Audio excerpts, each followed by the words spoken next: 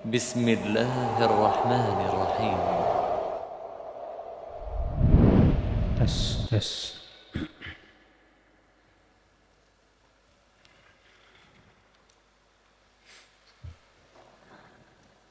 Assalamualaikum warahmatullahi wabarakatuh.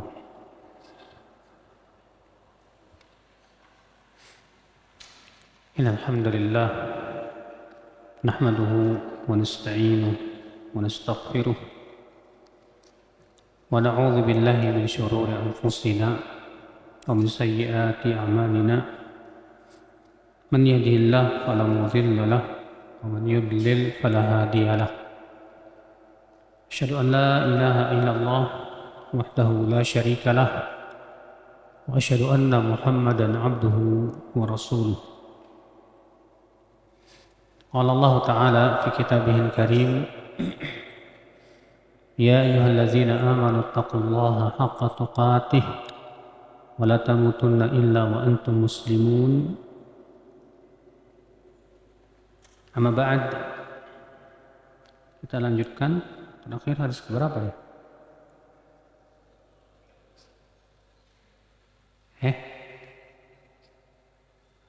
31. Oh iya, sekarang 31 ya. Bab tafadhuli ahli iman fihi wa rujhani ahli yaman fihi. Bab tafadhul itu berbeda tingkatan ya. Orang-orang yang beriman dalam keimanan dan bahwasanya keimanan ahli Yaman, penduduk Yaman itu ya lebih kuat. Hadis 31, hadis Uqbah bin Amr wa Abi Mas'ud qala asyara Rasulullah sallallahu alaihi wasallam biyadihi nahwal Yaman. Faqala al-imanu yamanin hahuna. Ala innal qaswata wa ghiladzal qulubi fil faddajin inda usuli adnabil ibil.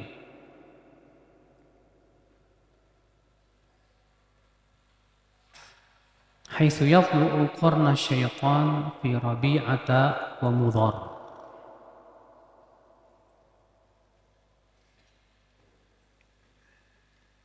Rasulullah SAW berisyarat dengan tangannya ke arah Yaman.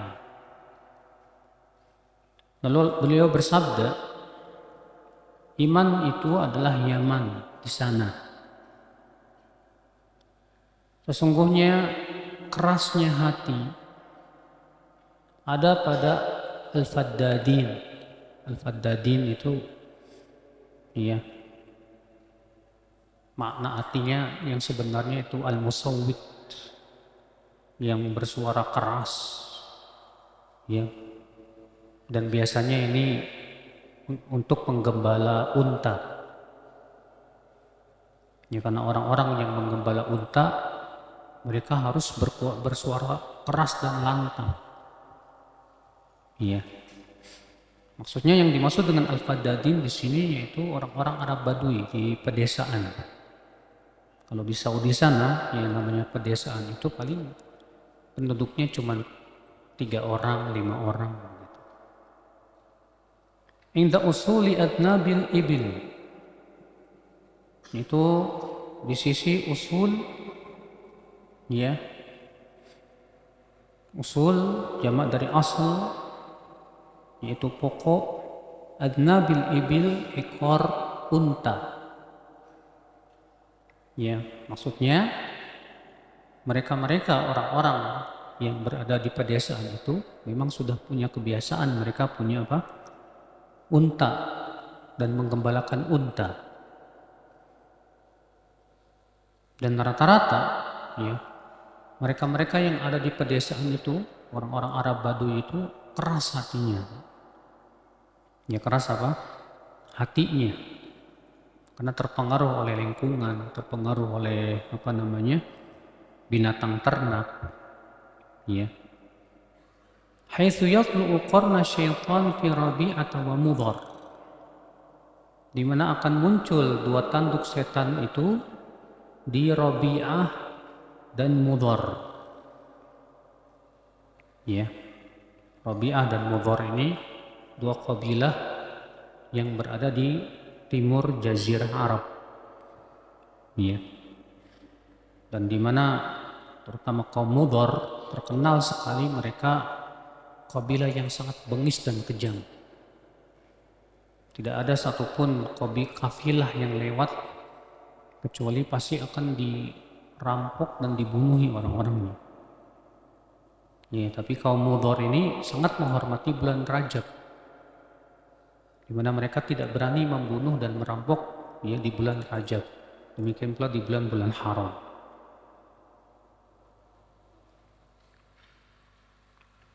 Di sini Nabi Shallallahu Alaihi Wasallam menunjuk ke arah Yaman. Yaman yang dimaksud ini apa? Sebagian ulama mengatakan bahwa yang dimaksud dengan Yaman di sini adalah, ya, Mekkah. Ya, sebagian ulama mengatakan bahwa Yaman yang dimaksud di sini apa? Mekkah. Akan tetapi ini pendapat yang batil atau pendapat yang sangat lemah sekali.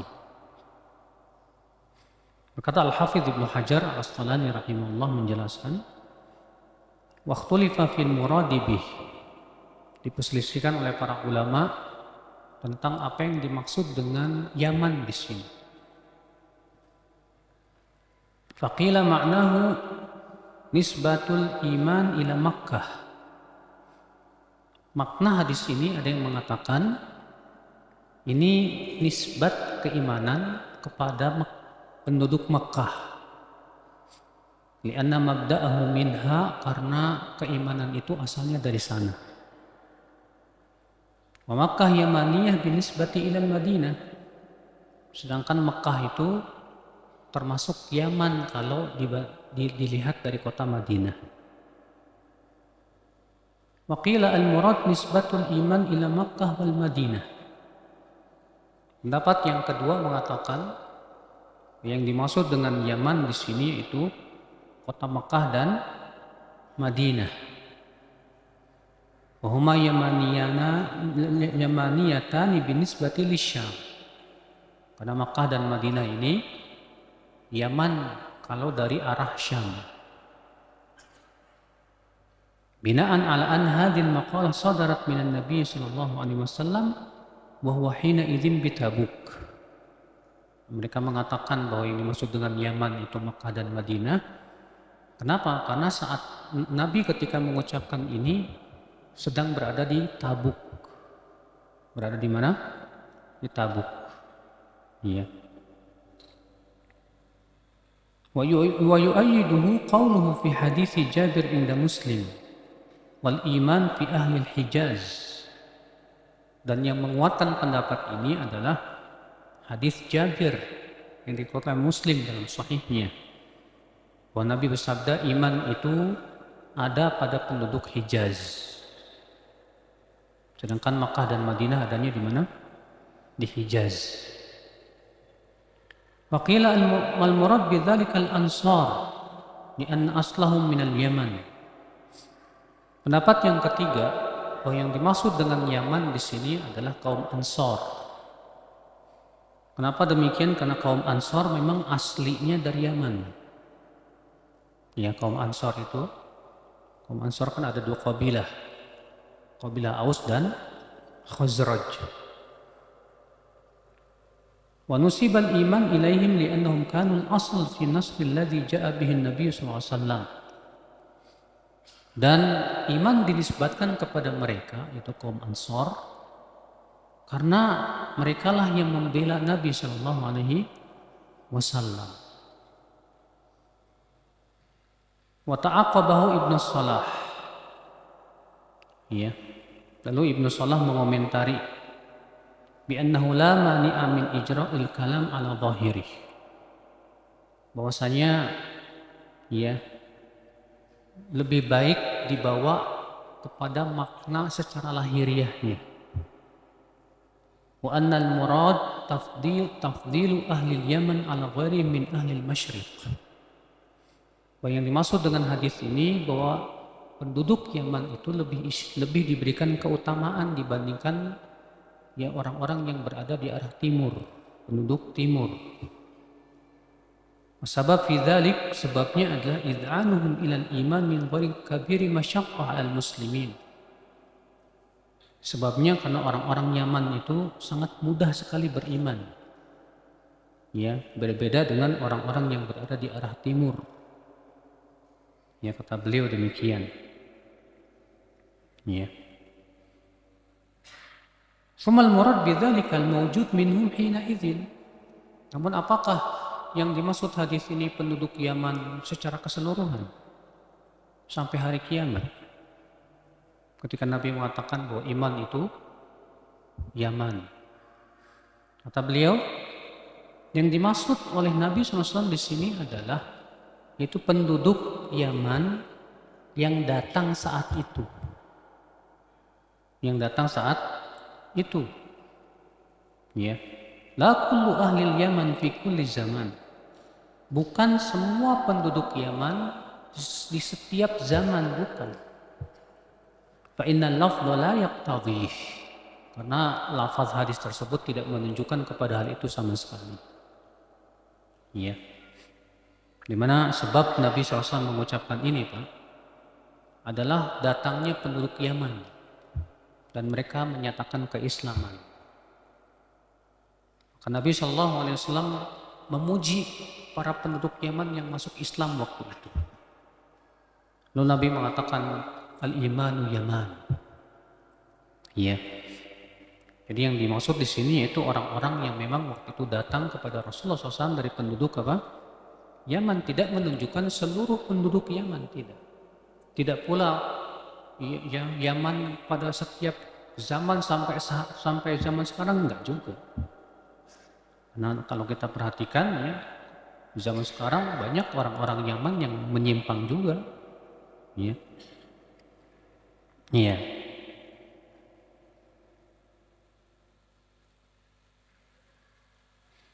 Kemudian apa hikmahnya Nabi SAW mengatakan demikian? Kata Imam An-Nawawi, al-hikmah ibarah anil ilmi al-muttasif bil ahkam al-mustamil ala ma'rifati billahi tabaraka wa ta'ala. Hikmahnya adalah Nabi ingin mengungkapkan tentang ilmu, ya, berupa hukum-hukum Islam ini, yang tentunya mencakup padanya itu mengenal tentang Allah Subhanahu wa Ta'ala. Itu merupakan pokok keimanan. Al-mashhub binafadil basirah wa tahdhibin nafs wa tahqiqil haqqi wal amali bih. Yang tentunya disertai dengan apa? Pemahaman yang dalam, jiwa yang bening, dan betul-betul merealisasikan kebenaran dan mengamalkannya. Wasad an ittiba'il hawa wal batil. Ya, dan tidak mengikuti hawa nafsu dan kebatilan. Ini akal Islam, ya, yang diinginkan oleh Rasulullah sallallahu alaihi wasallam. Kemudian Nabi mengatakan, ketahuilah bahwa kerasnya hati itu ada pada penggembala unta. Ini menunjukkan apa? Seseorang itu bisa terpengaruh oleh hewan gembalaan.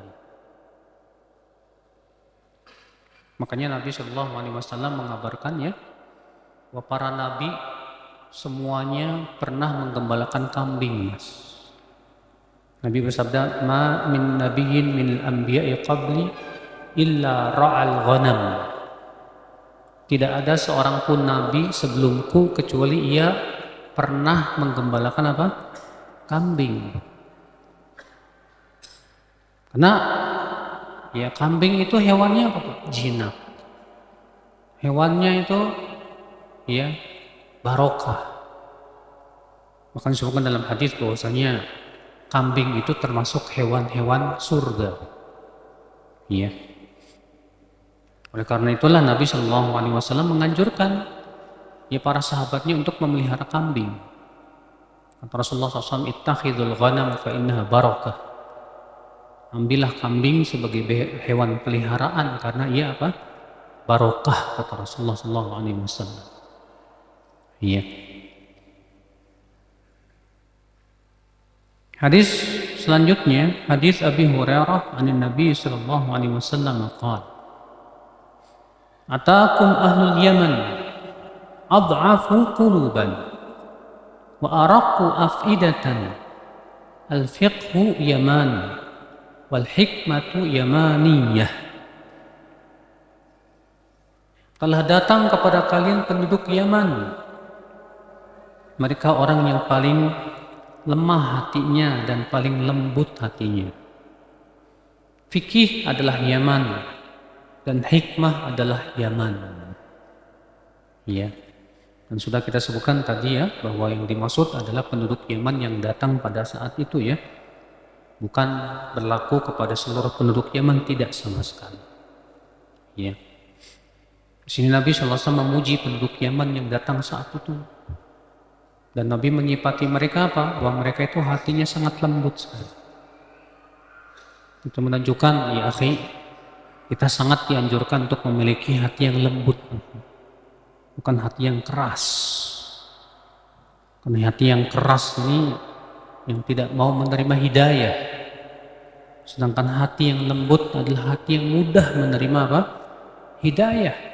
Mudah untuk tunduk kepada hidayah. Dan kerasnya hati itu biasanya apa? Akibat daripada apa? Maksiat dan yang lainnya. Hadis nomor 33 juga sama.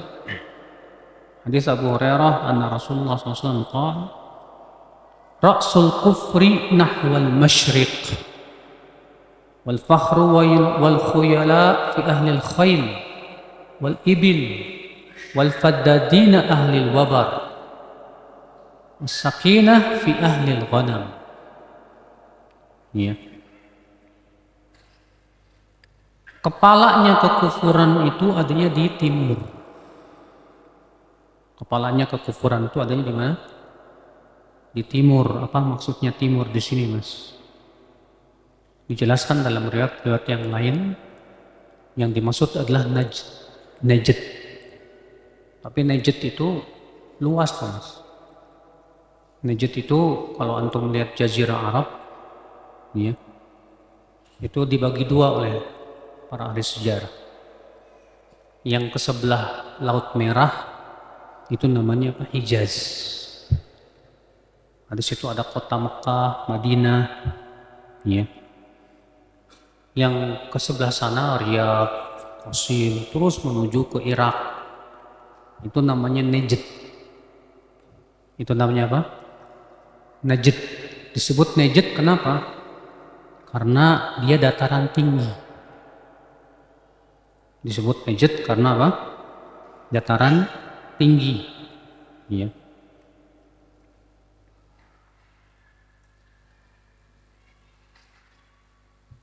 Dan disebutkan dalam sebuah riwayat bahwa yang dimaksud dengan Najd di sini adalah Najdul Iraq. Najd apa? Iraq. Ya. Nah, ya akhi, orang-orang yang tidak suka kepada dakwahnya Syekh Muhammad bin Abdul Wahab, yang mereka sebut bahwa Syekh Muhammad bin Abdul Wahab itu pentolannya Wahabi, Mas. Karena kan Syekh Muhammad bin Abdul Wahab tinggalnya di mana? Di Urainah. Dan Urainah itu Najd apa? Hijaz. Najd. Nah, mereka kemudian menggunakan hadis itu untuk menyerang Syekh Muhammad bin Abdul Wahab. Bahwa kata Nabi SAW, munculnya tanduk setan itu dan munculnya fitnah itu dari arah timur di Najd. Itu Muhammad bin Abdul Wahab itu. Kita katakan ya akhi, iya, riwayat-riwayat menunjukkan bahwa bukan Najd yang dimaksud di sini, Najdnya Jazirah Arab. Tapi yang dimaksud Najd di sini itu Najdnya Irak, ya. Dan di sana ada Kufah, ada Basra. Kalau sekarang namanya Iran dan Irak, terbagi dua. Dan kalau kita melihat secara sejarah, ketika Rasulullah mengabarkan bahwa fitnah munculnya dari sana, dan memang benar secara sejarah semua firqah sesat ya munculnya dari sana. Khawarij muncul dari sana. Syiah Rafidhah muncul dari sana. Demikian pula Mu'tazilah, Qadariyah, Jabariyah. Hampir semua firqah-firqah sesat adanya di sana muncul. Persis yang dikabarkan oleh Rasulullah Sallallahu Alaihi Wasallam. Nah sekarang, apakah semua yang ada di Irak itu sesat? Hanya karena berdasarkan hadis tersebut? Ya enggak lah. Imam Ahmad tinggal di mana? Di Baghdad. Baghdad hanya di mana? Di Irak. Iya. Dan berapa banyak ulama-ulama Ahlus Sunnah yang terkemuka, seperti Imam Sufyan Ats-Tsauri, tinggalnya di mana? Di Kufah. Kufah di mana? Di Irak. Iya. Tapi mereka Masya Allah, orang-orang yang luar biasa.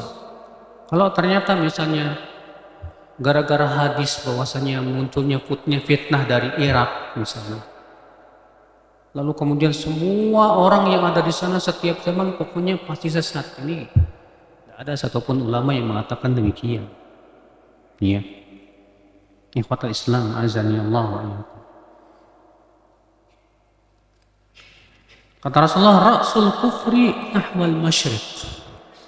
Kepalanya kekafiran itu di arah timur. Di arah apa? Timur. Iya. Timurnya kota Madinah di mana? Timurnya kota Madinah itu di Irak. Ya, Irak terus ke India itu timur namanya. Iya. Dan Nabi SAW mengabarkan ini berdasarkan wahyu, betul. Munculnya ya agama-agama yang menyembah selain Allah, mempersekutukan Allah, itu dari sana munculnya. Ya subhanallah. Apa yang dikabarkan Rasulullah SAW benar. Wal fakhru wal khuyala fi ahli al-khayli wal ibil wal faddadin ahli al-wabar. Keangkuhan dan kesombongan adanya pada pemilik kuda, unta, ya, dan al-faddadin. Al-faddadin itu sudah kita sebutkan orang-orang Arab Baduy. Ya ahli al-wabar. Ya ahli al-wabar itu, al-wabar itu artinya kulit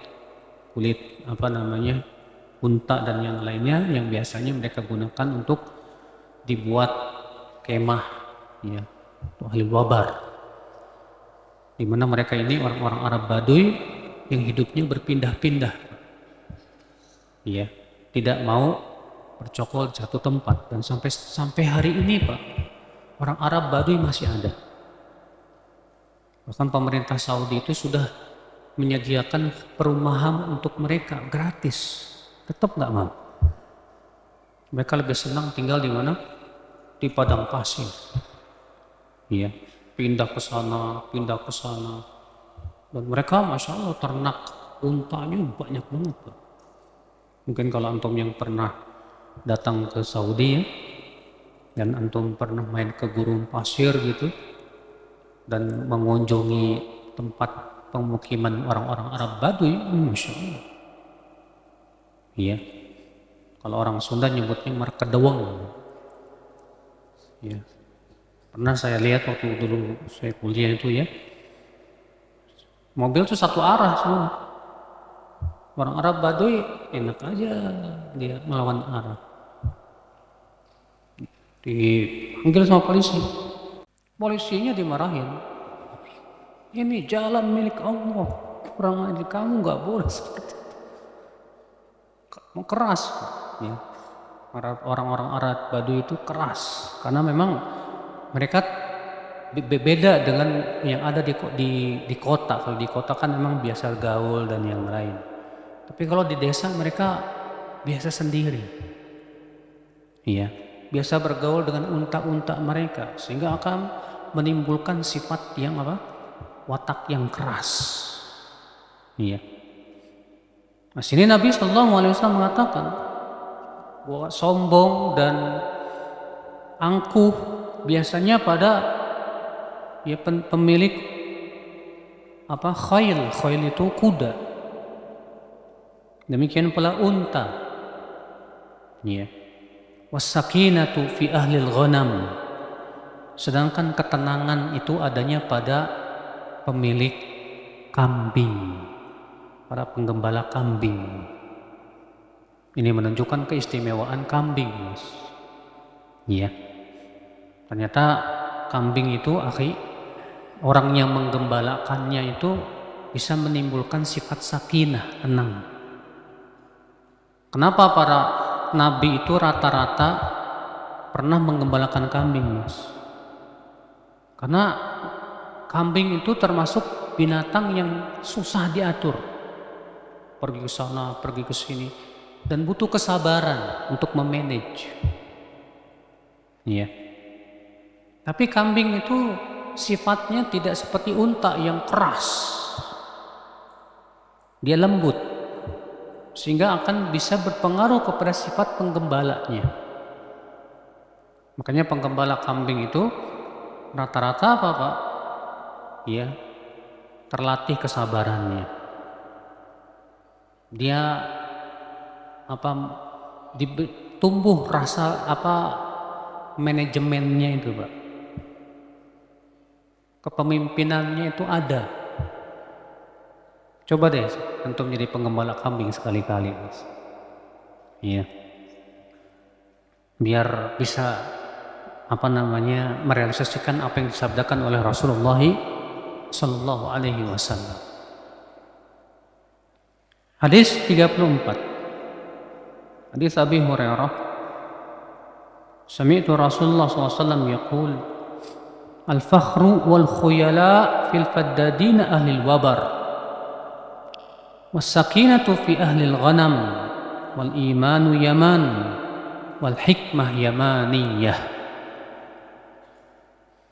Keangkuhan dan kesombongan itu ada pada al-faddadin ahli al-wabar. Itu ya sudah kita sebutkan tadi yang dimaksud di sini orang-orang Arab Baduy. Ketenangan itu ada pada pemilik kambing. Dan iman itu Yaman dan hikmah itu Yamaniyah. Baik, kita masuk ke bab berikutnya, bab bayan an-dina an-nasihah. Bab penjelasan bahwa agama itu nasihat. Apa itu nasihat ya akhi? Nasihat dalam bahasa Arab artinya dari kata nasahtul asal. Idza saffaituhu. Nasihat dalam bahasa Arab artinya menyaring.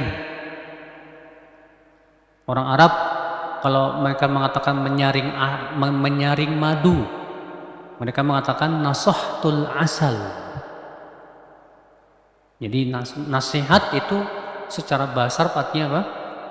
Menyaring, memilah antara yang bagus dengan yang enggak bagus, itu namanya nasihat. Iya. Nah, agama ini nasihat. Dan dalam sebuah riwayat hadis di sini tidak dibawakan karena memang iya, hadis ini mensyaratkan hanya dalam Sahih Bukhari dan Muslim saja.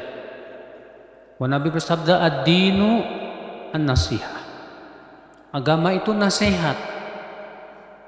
Qulna liman, kami berkata untuk siapa ya Rasulullah nasihat itu? Rasulullah bersabda lillah wa li rasulihi wa li kitabihi wa li a'immatil muslimina wa 'ammatihim.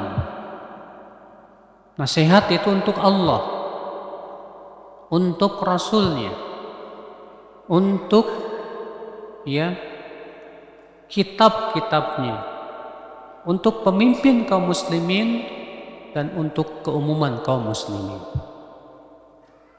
Sekarang apa maknanya? Ya, nasihat untuk Allah. Artinya tadi bahwa nasihat secara bahasa artinya tadi apa? Menyaring. Artinya meluruskan sikap kita kepada Allah Subhanahu wa taala. Beda dengan bahasa Indonesia, Mas. Kalau bahasa Indonesia nasihat artinya apa? Minta nasihat dong gitu.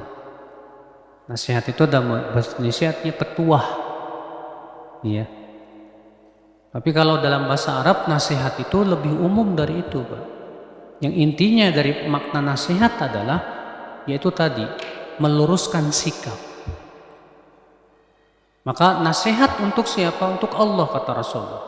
Artinya meluruskan sikap kita kepada Allah dengan cara apa? Mentauhidkan Allah, menjauhkan kesyirikan, ya, menaatinya dan menjauhi keharaman. Nasihat untuk Rasulullah bagaimana? Artinya meluruskan sikap kita kepada Rasulullah SAW. Dengan cara apa? Dengan cara membenarkan yang Rasulullah kabarkan kepada kita, mempraktekkan perintah-perintah beliau dan menjauhi larangan beliau, dan kita beribadah kepada Allah sesuai dengan syariat Rasulullah SAW. Nah, ini namanya, ini makna daripada apa? Nasihat. Ya. Hadis nomor 35. Hadis Jarir bin Abdullah qal bay'atu an-nabiy sallallahu alaihi wasallam 'ala as-sam'i wat-tha'ah falaqqanani fi mastata'tu wan-nushi li kulli muslim.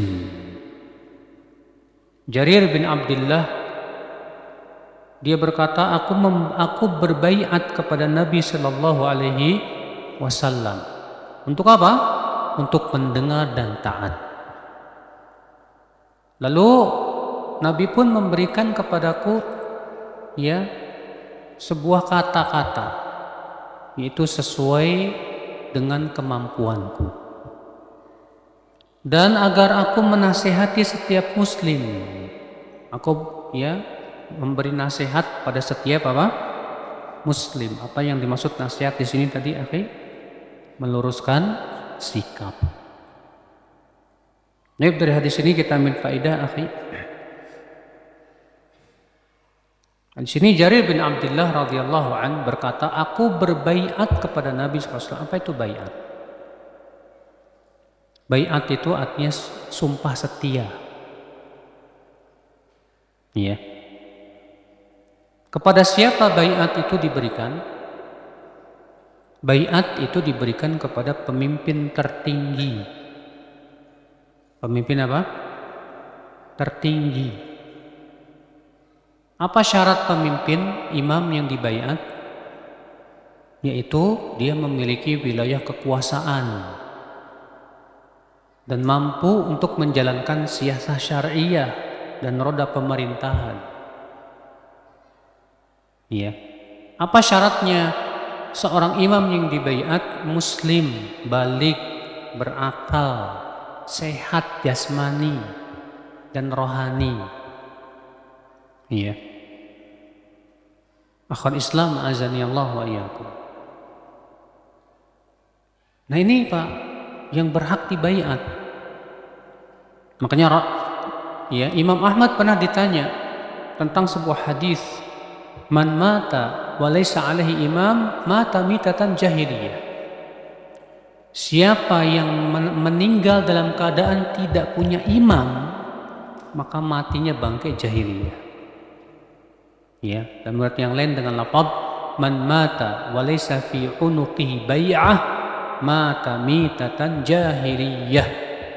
Siapa yang meninggal dalam keadaan dia tidak berbaiat, maka matinya bangkai apa? Jahiliyah. Apa kata Imam Ahmad? ketika ditanya tentang hadis itu, "Tadrimal imam?" Kamu tahu tidak siapa imam yang dimaksud dalam hadis itu? Artinya siapa imam yang berhak dibaiat?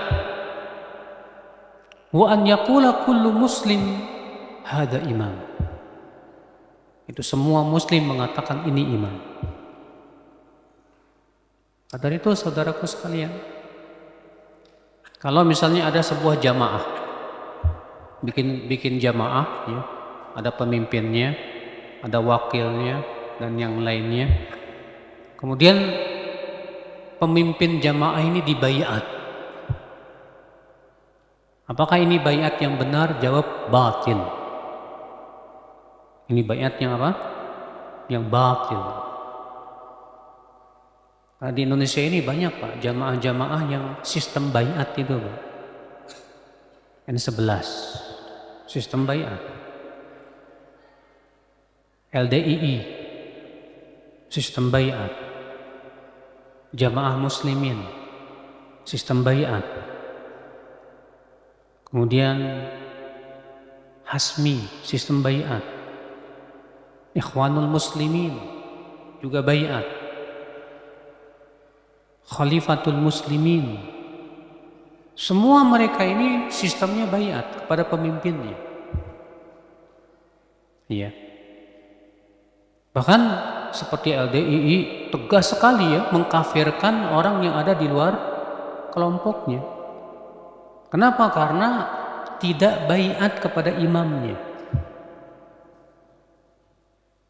Mereka membawakan hadis tadi yang sahih.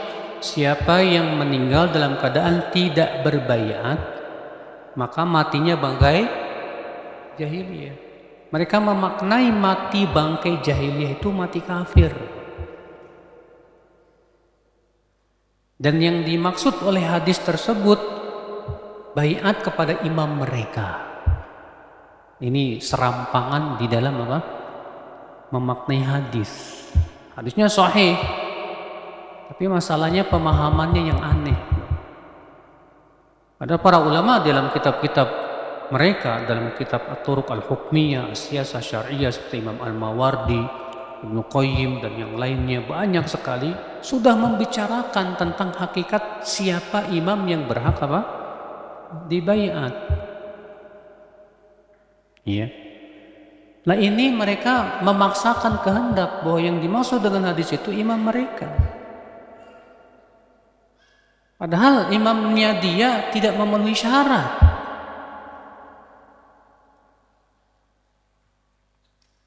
Dan sudah kita sebutkan tadi syaratnya apa? Syaratnya dia memiliki wilayah kekuasaan. Ini tidak ada, numpang di Indonesia. Ya. Ikhwatul Islam, saudara-saudaraku sekalian. Coba bayangkan ya.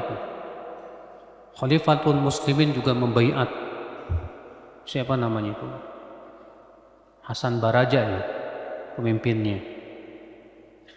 Demikian pula N11 pun baiat, Pak. Ya. Bayangkan akhwat Islam. Sementara Nabi mengatakan idza buyi al-khalifatan, apabila dua khalifah dibaiat, bunuh salah satunya. Yang mana dulu yang dibunuh? Iya. Jadi menurut Ahlus Sunnah wal Jamaah yang berhak dibaiat siapa dong? Yaitu pemimpin di suatu negara. Siapapun yang menjadi pemimpin, walaupun caranya tidak sesuai syariat, selama dia muslim dan sholat, maka wajib baiat. Wajib apa? Baiat. Iya. Makanya Nabi SAW bersabda apa? Usikum bitaqwallah was-sam'i wat-tha'ah wa in ta'ammara 'alaikum 'abdun habasyi. Aku wasiatkan kalian untuk bertakwa kepada Allah, mendengar dan taat kepada pemimpin walaupun kalian dipimpin oleh hamba sahaya Ethiopia. Seluruh ulama sepakat, Pak, bahwa yang namanya hamba sahaya itu enggak boleh jadi pemimpin dalam Islam. Haram. Syarat pemimpin dalam Islam ya, yang merupakan pemimpin yang tertinggi, itu harus merdeka. Harus apa? Merdeka. Dan ini dengan ijma' seluruh ulama. Nah, kalau misalnya ada hamba saya jadi pemimpin, pasti caranya tidak sesuai dengan syariat. Pasti itu. Biasanya sih dengan kekuatan senjata, revolusi, menggulingkan pemimpin yang ada. Dan itu cara yang diharamkan dalam syariat. Tapi dalam Islam, ya, dan ini juga ijma' seluruh ulama. Kalau misalnya qadarullah terjadi revolusi, digulingkan pemimpin, kemudian si pemberontak berhasil menjadi pemimpin, ya, maka seluruh ahlussunnah sepakat, Pak, bahwa dia wajib ditaati. Ya. Makanya Abdullah bin Umar ketika terjadi perang antara Abdullah bin Zubair dengan Abdul Malik bin Marwan. Karena Abdullah bin Zubair diangkat sebagai khalifah untuk wilayah Hijaz, ya, Najd. Sedangkan Abdul Malik bin Marwan diangkat jadi khalifah di Syam. Sehingga pada waktu itu ada dua kekhilafahan. Dan Abdul Malik bin Marwan memerangi siapa?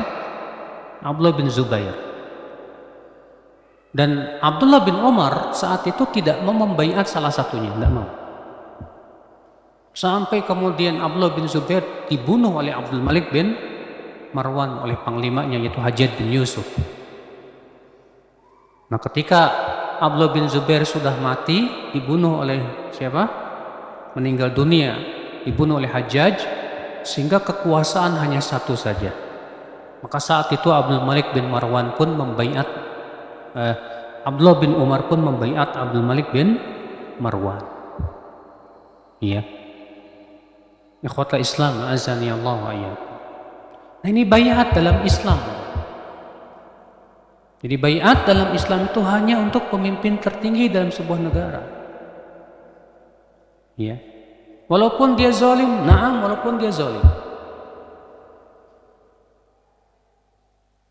Karena Nabi SAW mengabarkan akan munculnya pemimpin-pemimpin yang zalim. Ada. Bahkan Nabi mengabarkan akan munculnya pemimpin-pemimpin yang tidak berhukum dan hukum Islam. Rasulullah bersabda, yakunu ba'di a'immah yahtaduna bighairi hadi wa yastannuna bighairi sunnati.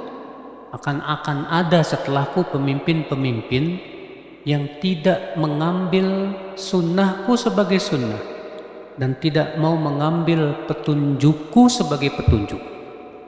Nah, kalau mengambil selain sunnah Rasul, sunnah siapa? Pasti sunnah buatan sendiri. Berarti itu bukankah tegas Nabi mengabarkan akan adanya pemimpin yang berhukum dan hukum selain Allah? Lalu Nabi bersabda lagi, wa sayaqumu fihim rijalun qulubuhum qulubu syayatin fi jusmalil ins.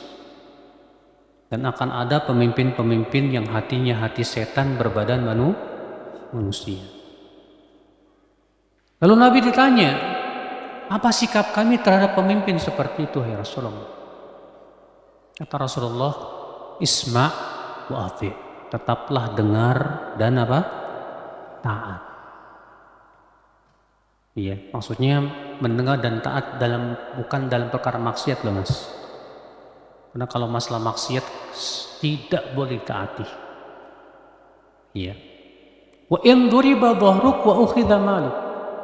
Walaupun punggungmu dipukul dan hartamu diambil. Wah, ini berat, Mas. Ngeri. Namun tentunya Pak, kalau pemimpin itu zalim, kita tidak boleh membantu kezalimannya. Dan tidak boleh setuju dengan kezalimannya. Wajib kita berlepas diri dari kezalimannya. Dan wajib hati kita mengingkarinya. Ya. Dan membencinya. Tapi kita tidak boleh memberontak. Ya.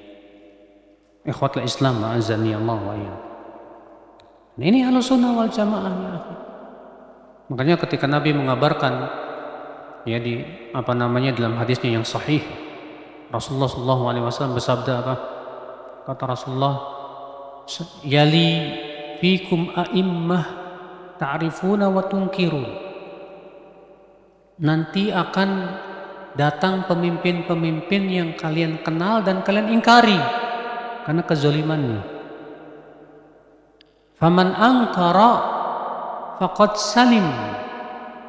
Siapa yang mengingkari, ya, kata para ulama, yaitu mengingkari dengan hatinya, maka ia telah selamat. Ya, waman bari'a faqad naja. Dan siapa yang berlepas diri dari kezalimannya, maka ia telah selamat. Apa kata para sahabat? Ya Rasulullah, afala nunabidhuhum? Bolehkah kami melawan mereka dengan pedang, memberontak ya Rasulullah? Apa kata Rasulullah SAW? La, ma aqamu fikumus shalah. Tidak boleh selama mereka masih menegakkan apa? Sholat. Lihat, Nabi mengatakan selama mereka masih menegakkan apa? Sholat. Iya. Makanya ya akhal Islam, Ahlus Sunnah tidak pernah ya akhi memprovokasi massa untuk apa? Memberontak. Tidak pernah. Bahkan Ahlus Sunnah wal Jamaah saja tidak pernah menjelek-jelekan pemimpin di mimbar-mimbar, memprovokasi masyarakat, tidak. Karena itu bukan manhaj Ahlus Sunnah wal Jamaah ya akhul Islam, azani Allah wa iyyakum. Iya. Nah ini akhi,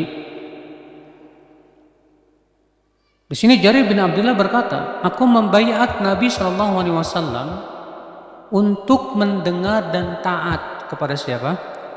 Pada pemimpin. Tapi yang dimaksud dengan mendengar dan taat ini dalam perkara yang bukan maksiat. Ingat. Adapun kalau itu jelas maksiat, maka tidak boleh taati. Iya. Falaqanani fi mastata'tu, lalu Nabi memberikan tambahan kepadaku sesuai kemampuan aku.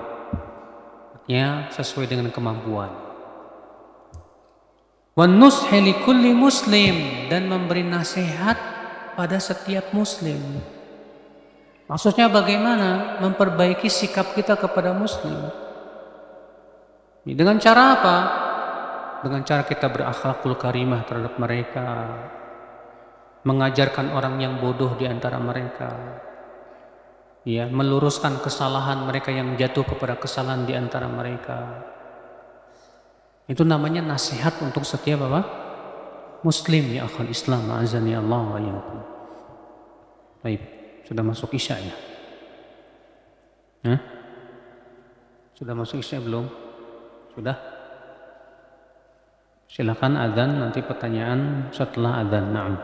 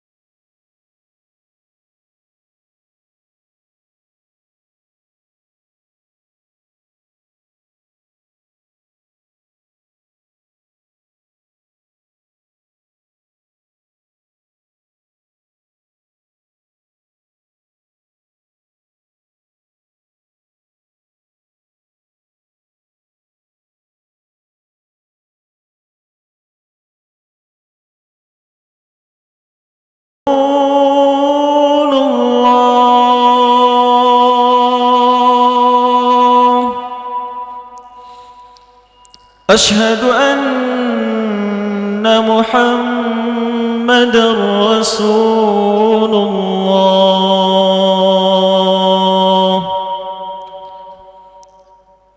حي على الصلاة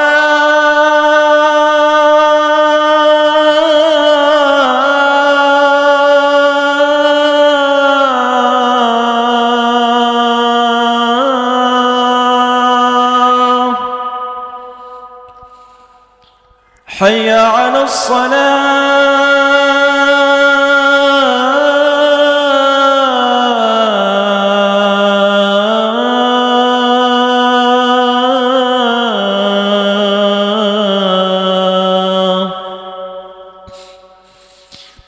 حي على الفلاح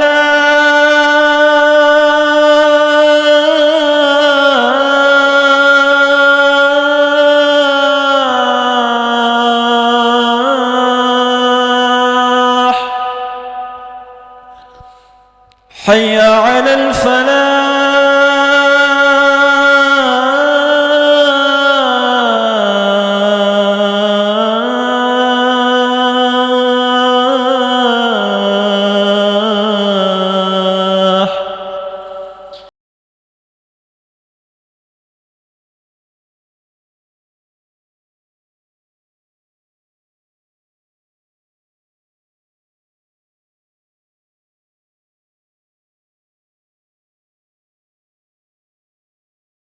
لا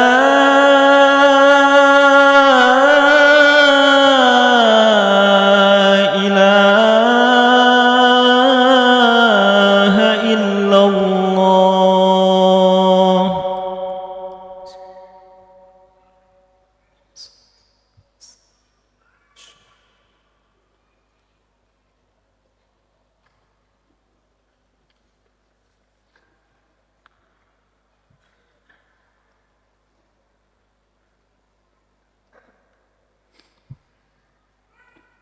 Teman Ana pergi ke Saudi, tujuan untuk bekerja.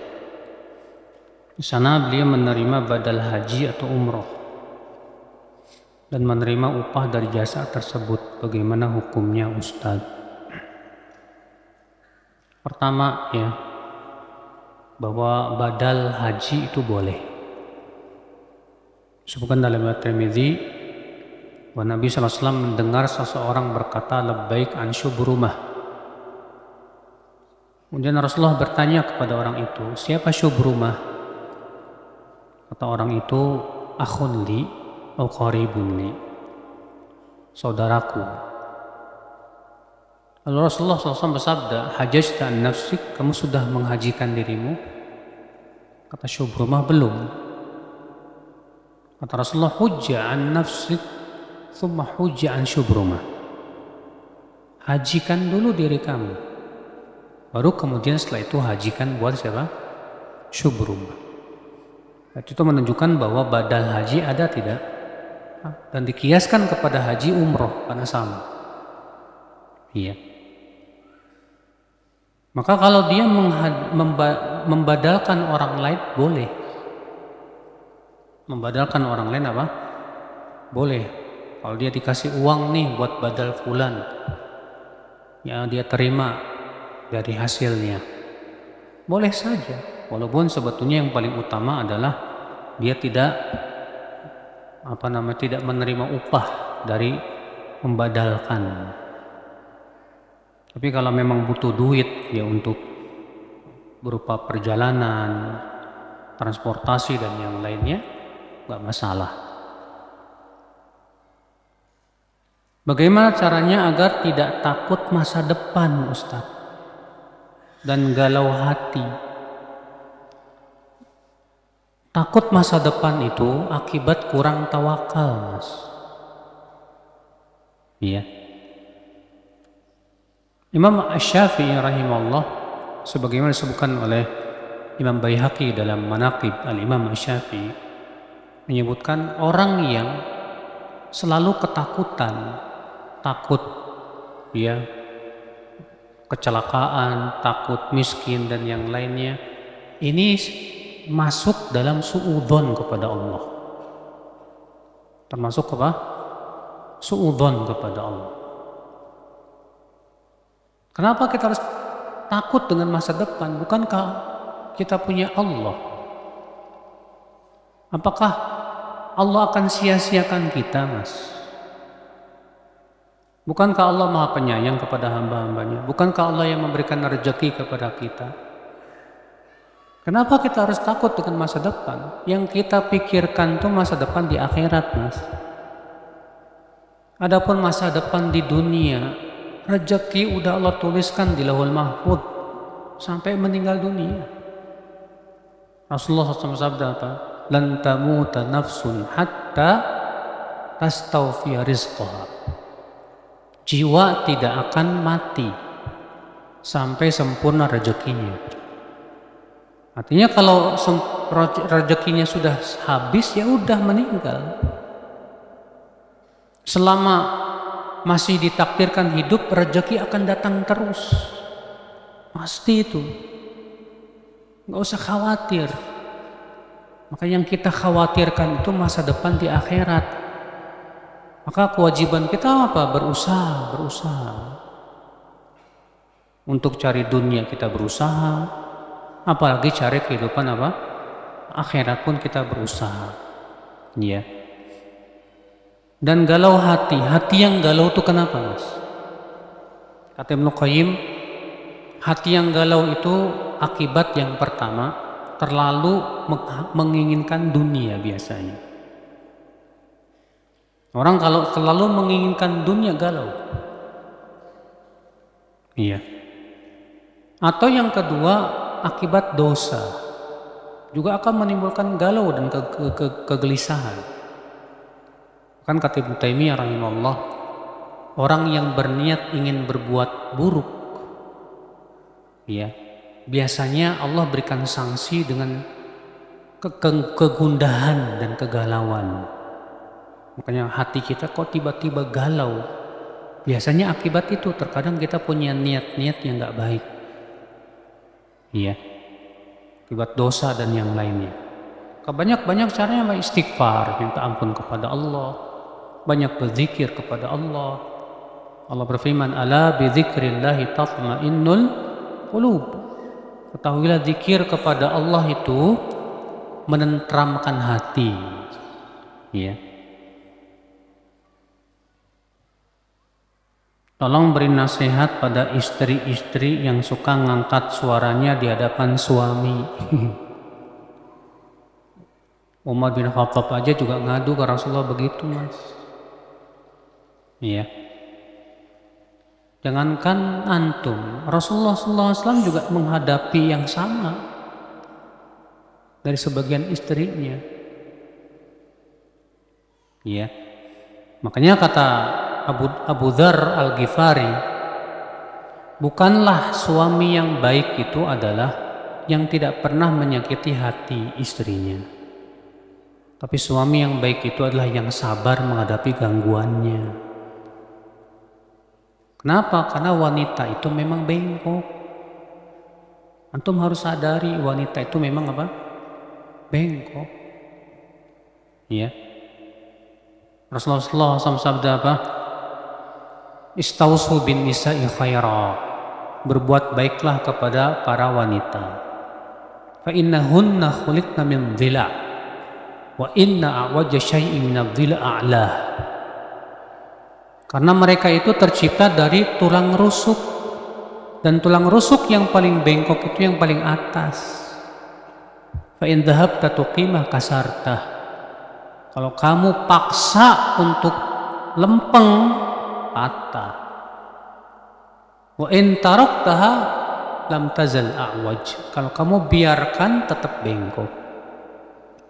Caranya gimana menghadapi istri yang bengkok? Wanita itu, tulang yang bengkok itu. Istausu bin nisa'i khairan. Berbuat baiklah kepada mereka. Imam Al-Qurtubi, ya, Imam Al-Baghawi ketika membawakan hadis ini dalam kitab Syarhus Sunnah, beliau menyebut dengan judul apa? Bab Mudahanatun Nisa. Bab merayu wanita. Iya.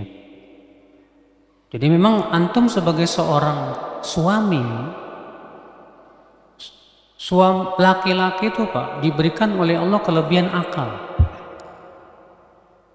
Dan kekurangannya wanita itu kurang akal. Tapi hebatnya wanita walaupun kurang akal bisa menghilangkan akal laki-laki yang kuat, Pak. Maka Rasulullah SAW sabda, "Ma ra'aitu min naqisati aqlin wa din adhab li lubbir rajulil hazim min ihdakun." Aku belum pernah melihat orang yang akalnya kurang tapi bisa menghilangkan akal laki-laki yang hebat. Iya. Nah, menghadapi istri yang kayak ginian ini sekali lagi butuh kesabaran, tetap bersikap baik, memberikan nasihat. Karena yang menghadapi kayak ginian bukan cuma antum, para sahabat pun menghadapin. Sampai Umar berkata kepada Rasulullah, "Hai Rasulullah, dahulu istri-istri kita waktu di Mekah, ya, mereka baik-baik. Setelah kita hijrah dan bergaul dengan wanita Ansor, dan ternyata wanita Ansor itu apa? Istilahnya begitu Pak, ya, suka cerewet, suka ngebales ucapan apa? Suami." Umar mengeluh ke Rasulullah SAW. Ya, maka Rasulullah pun kemudian mengizinkan para suami memukul istri. Rupanya keesokan harinya pada datang perempuan banyak ke rumah Rasulullah SAW mengadukan suami-suami mereka.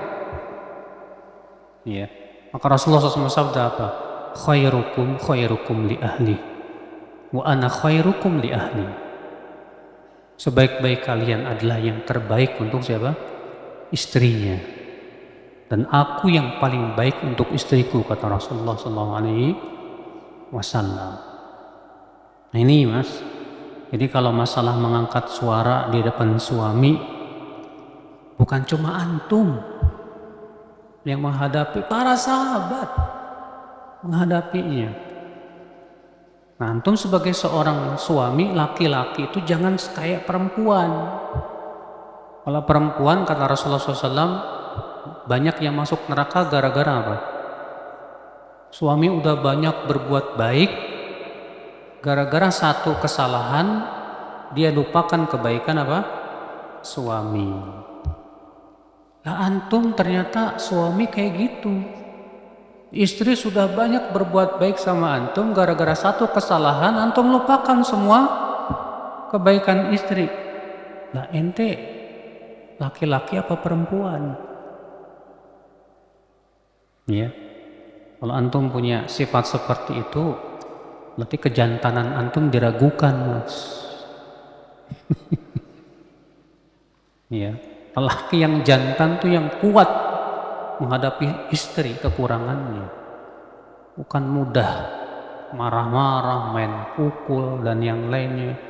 Allah itu bukan sebaik-baiknya laki-laki. Ketika nadar apakah harus diucapkan dengan lisan? Iya harus, itu syarat nadar. Ya, tidak cukup dalam hati, tidak cukup, harus dia mengatakan dengan lisannya, nadar, aku bernadar.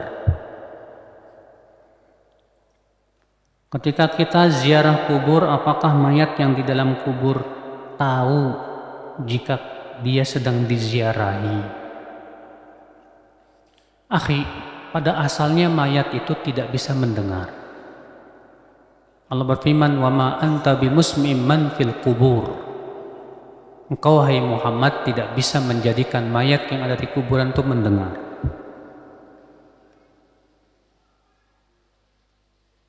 Kecuali yang ditunjukkan oleh dalil. Seperti Rasulullah bersabda, mayat masih mendengar suara terompah kaki orang-orang yang mengantarnya. Tapi batasi hanya sampai di situ aja. Karena masalah ini kan masalah gaib bukan Mas? Masalah gaib nggak bisa dikiaskan. Ya, masalah gaib tidak bisa apa? Dikiaskan. Jadi cukup imani sesuai yang ditunjukkan oleh dalil saja. Adapun mayat pada asalnya dia tidak bisa mendengar. Ya.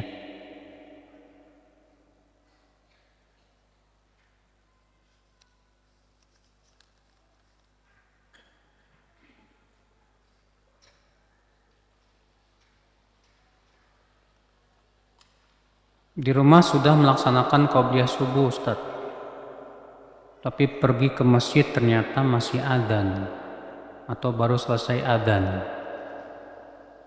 Emang adzannya nggak kedengaran di rumah, Mas? Dan antum waktu melakukan qobliyah subuh itu ngelihat jam nggak? Artinya antum sudah pastikan sudah masuk waktu apa belum? Kalau antum misalnya sudah pastikan sudah kok, saya udah lihat jamnya, ya udah masuk kok waktu subuh, kemudian saya sholat qobliyah subuh, terus saya pergi ke masjid, ternyata di masjidnya baru selesai adzan, ada kemungkinan besar apa? Kemungkinan besar adzannya terlambat. Adzannya apa? Terlambat. Maka dari itu kalau antum sebelumnya qobliyah subuh sudah yakin bahwasanya antum sudah masuk waktunya, ya sudah. Pas antum pergi ke masjid, ya maka pada waktu itu antum sholat tahiyat masjid. Ya cukup sholat tahiyat masjid saja.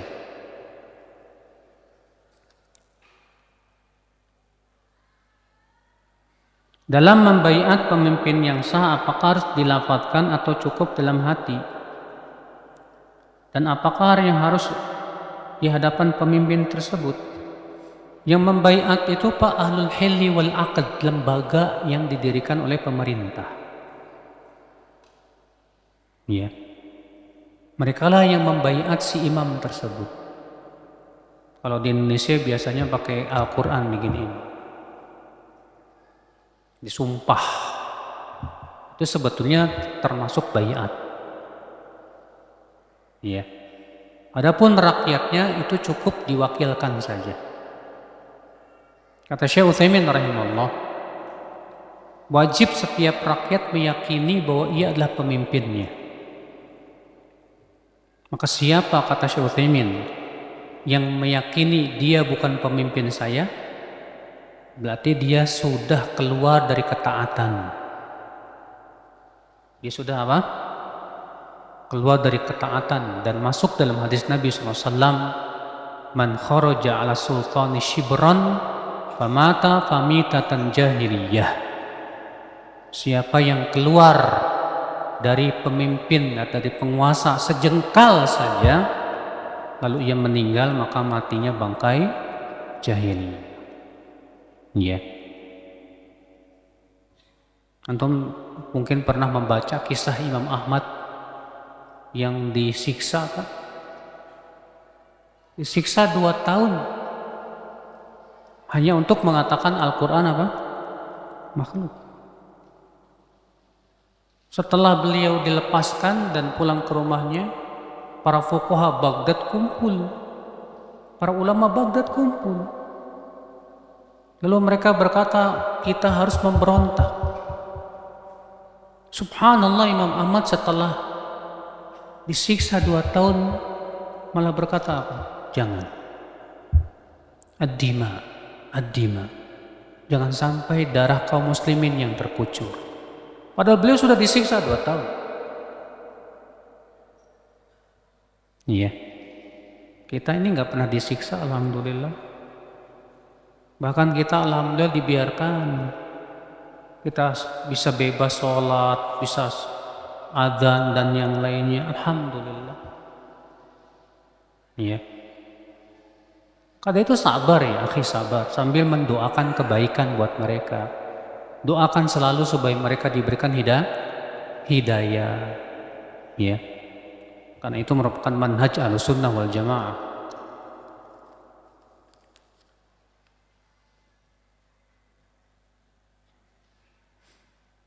Saya atasan beberapa bulan yang lalu pernah janji ke karyawan kontrak mau diangkat jadi karyawan tetap. Berjanji ke karyawan kontrak mau diangkat jadi karyawan tetap di tempat saya kerja. Qadarullah saya lupa malah dihabisin kontraknya. Apakah saya berdosa tidak menepati janji? Ya jelas dosa, Mas. Masalahnya antum sudah berjanji. Ya. Nabi mengatakan ayatul munafik salas. Tanda orang munafik 3. Di antaranya apa? Wa idza wa'ada akhlaf. Kalau dia berjanji dia tidak menepati. Ya. Itu dosa besar, Mas, bukan dosa kecil itu.